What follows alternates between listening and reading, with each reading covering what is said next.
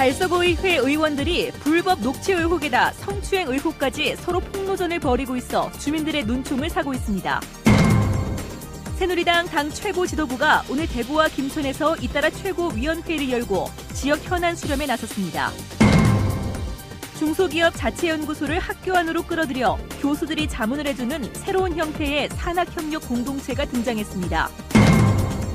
불황이 계속되면서 지갑이 얇아진 소비자들이 물건값이 조금이라도 더 싼 곳을 찾으면서 창고형 매장들이 속속 생겨나고 있습니다.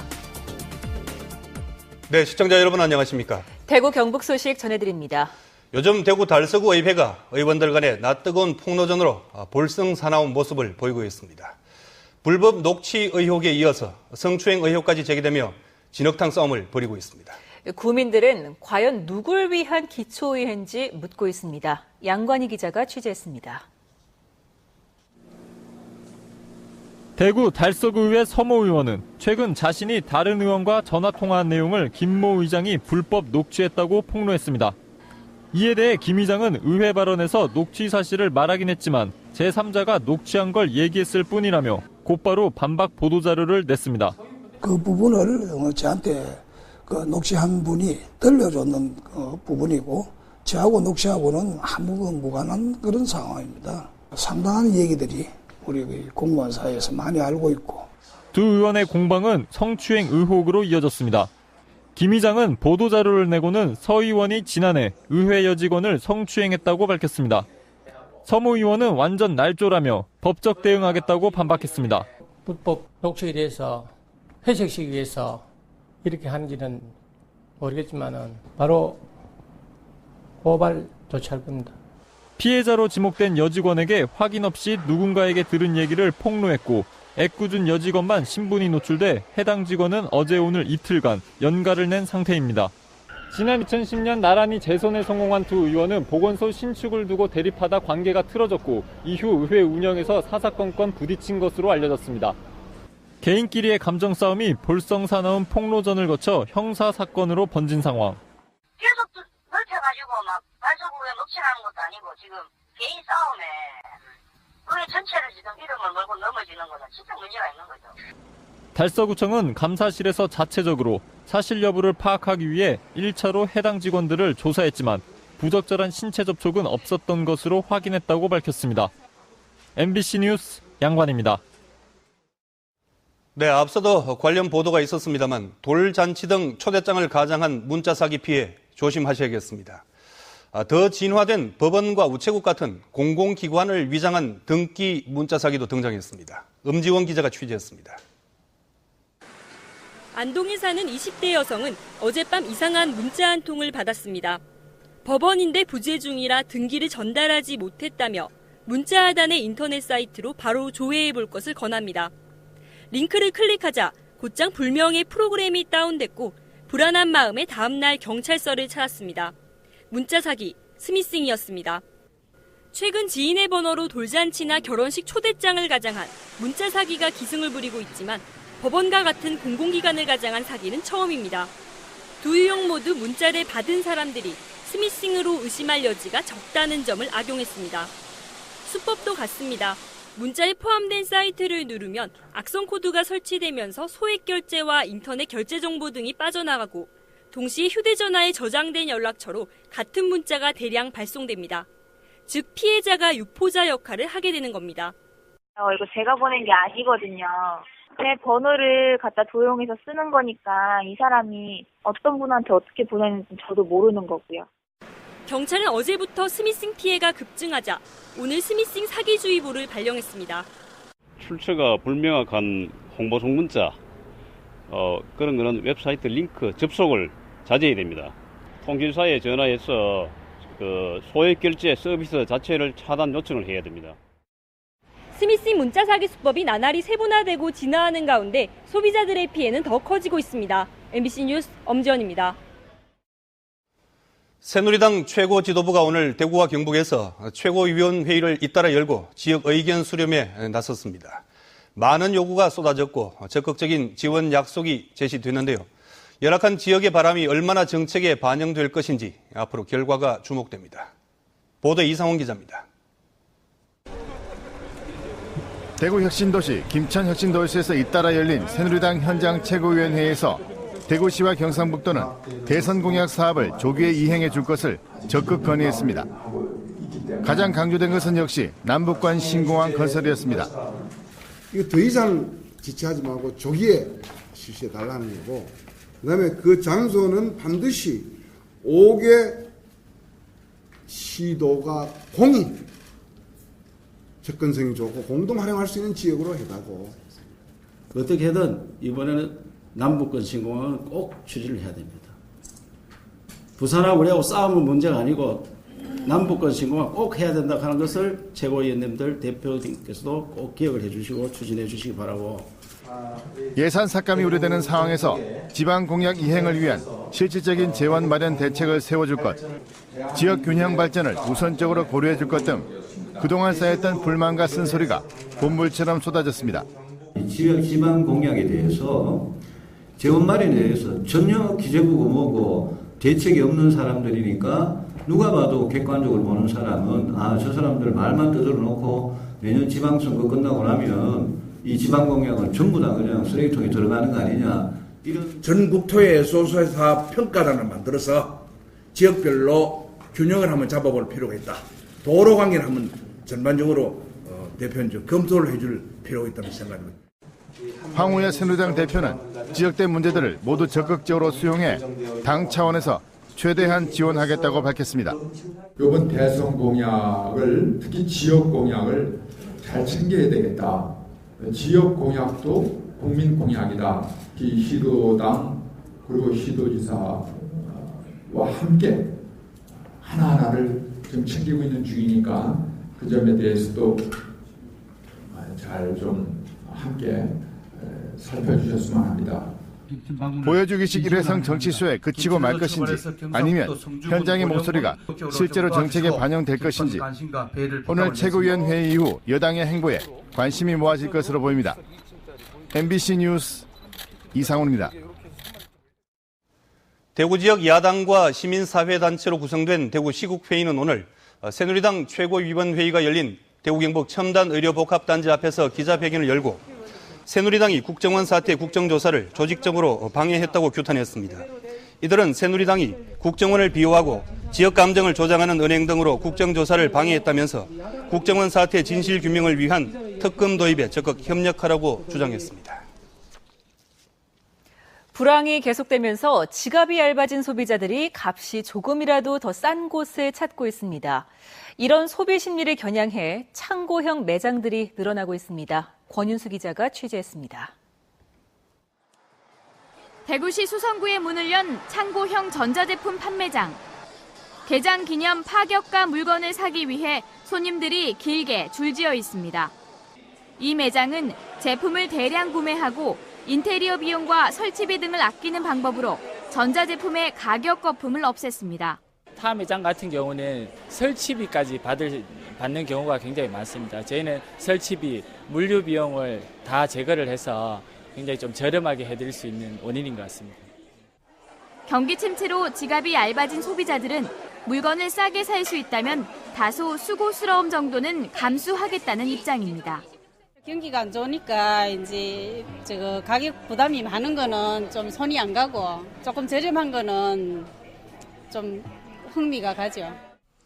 실속 구매 성향이 강해지면서 창고형 마트도 새롭게 각광을 받고 있습니다. 지난해 초 문을 연 이 창고형 대형마트는 개장 초에는 고전을 면치 못하다가 최근 다달이 매출이 늘고 있습니다. 대용량 상품에 대한 소비자들의 선호도가 높아짐에 따라서 트레이더스의 매출은 매달 2자릿수 이상 늘어나고 있어 대형마트 업계의 새로운 트렌드로 자리 잡고 있습니다. 오랜 경기 침체로 얼어붙은 소비자들의 마음을 녹이려는 유통업체 경쟁이 치열해지고 있습니다. MBC 뉴스 권윤수입니다. 포항 지역 대다수 학교가 졸업앨범 제작업체를 선정할 때 수의계약이나 학교의 입김이 작용하는 방식으로 실시해서 부작용을 우려하는 목소리가 높습니다. 공동구매나 경쟁 입찰을 통해서 단가를 낮춰야 한다는 지적입니다. 김형일 기자가 보도합니다. 포항 지역 중학교의 졸업앨범 단가를 조사해봤습니다. 대부분 수의계약이나 학교가 2개 이상 업체를 선정해 조달청에 최종 결정을 맡기는 다수자 공급 계약 방식으로 학교별로 많게는 10,000원이나 차이가 납니다. 경쟁 입찰에 비해 단가가 비싸고 특정 업체와 장기간 계약하는 경우도 많아 각종 부작용도 발생할 수 있습니다. 수의계약을 하면 한 업자가 오래 하다 보면 문제점도 발생할 수가 있고 단가 자체도 높아집니다. 특히 경북의 경우 지난 2011년 수의계약 비율이 90%로 대구에 비해 3배 가까이 높은 것으로 나타났습니다. 지역 학교 관계자들은 앨범 계약 물량이 적어 경쟁 입찰이 힘들고 단가 차이는 학생 수에 따라 발생할 수 있다는 입장입니다.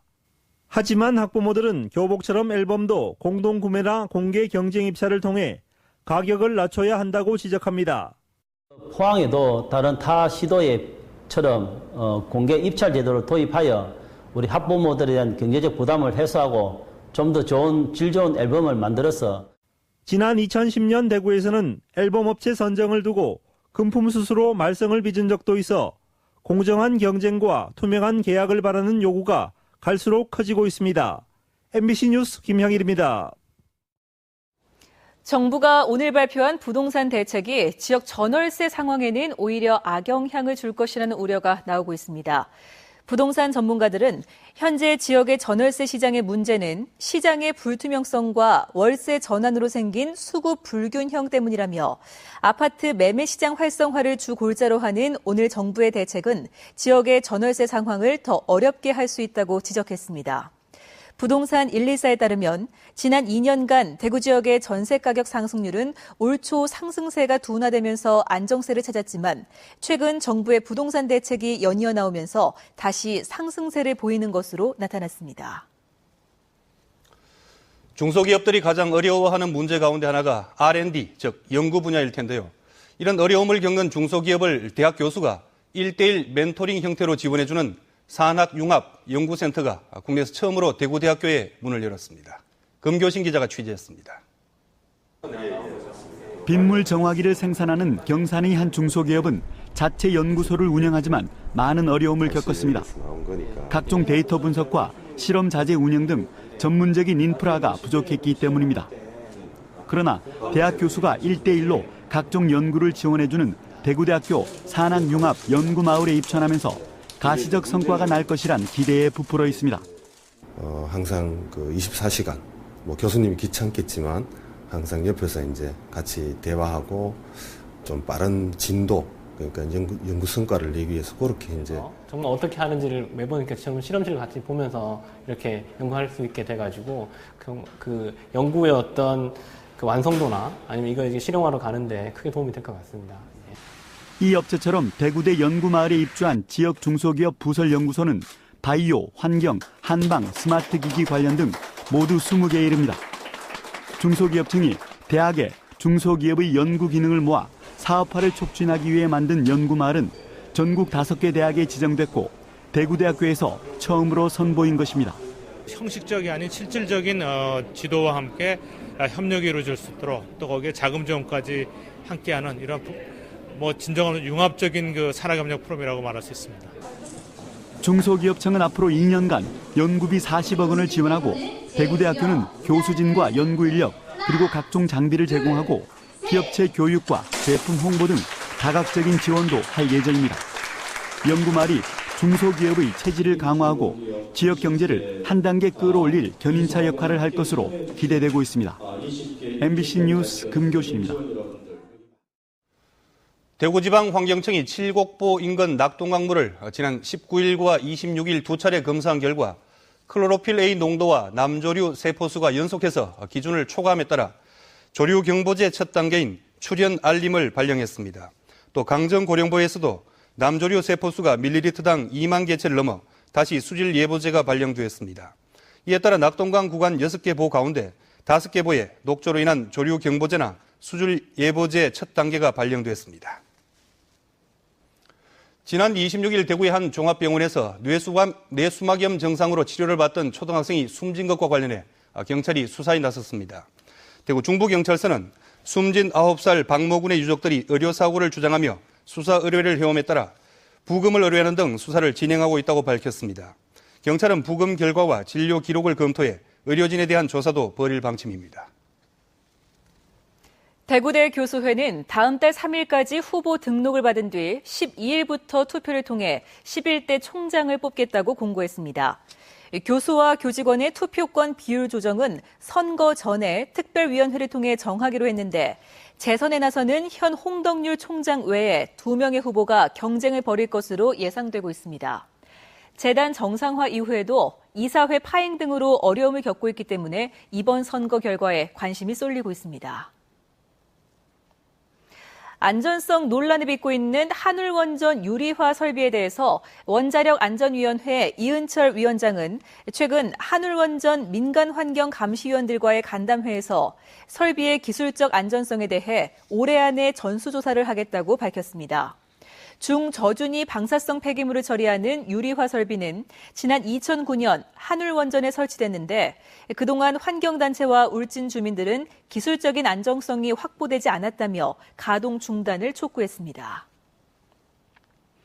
영남대학교와 영남이공대 학교 법인인 영남학원의 제18대 이사장에 이천수 전 교육부 차관이 취임했습니다. 이천수 영남학원 이사장은 지난달 18일 법인 이사회를 통해 제18대 영남학원 이사장으로 선임됐고 임기는 4년입니다. 올해 70살의 이천수 이사장은 행정고시 출신으로 교육부 대학정책실장과 교육부 차관을 거쳐 대한교원공제회 이사장, 천안대학교와 대진대학교 총장을 역임했습니다.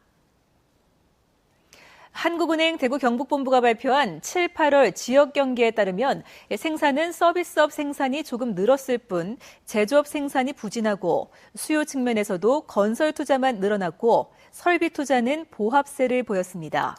이에 비해서 수도권과 충청권, 강원권, 제주권은 2, 4분기 경기가 완만하게 개선되고 있는 것으로 나타났습니다. 한편 한국은행은 지역 경기 흐름을 빠르게 전하기 위해서 한국은행 지역경제 보고서를 발간해 앞으로 분기마다 내기로 했습니다. 대구지방법원은 눈 부위가 모자이크 처리된 사진을 자신의 동의를 받지 않고 인터넷에 올렸다면서 32살 A씨가 미용관리 회사를 상대로 낸 손해배상 소송에서 1,600만 원을 지급하라고 판결했습니다.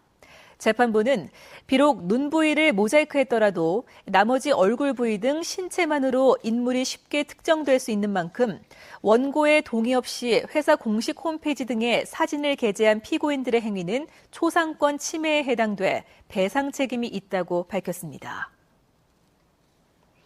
대구지방검찰청은 대구시 동구 새마을금고에 복면을 하고 들어가 강도짓을 한 33살 김모 씨를 특수 강도 혐의로 구속 기소했습니다. 검찰에 따르면 김 씨는 지난 9일 동구의 한 새마을금고에 복면을 하고 들어가 직원을 위협한 뒤 5,300여만 원을 빼앗아 달아난 혐의를 받고 있습니다.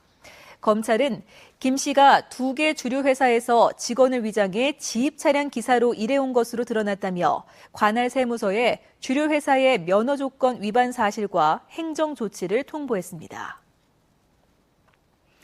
대구 수성경찰서는 지난해 5월부터 지난달까지 대구 수성구에 원룸과 오피스텔 14개 건물에 모두 23개의 방을 빌려 성매매를 한 혐의로 35살 이모 씨 등 2명을 구속하고 종업원 32살 최모 씨 등 9명을 입건했습니다.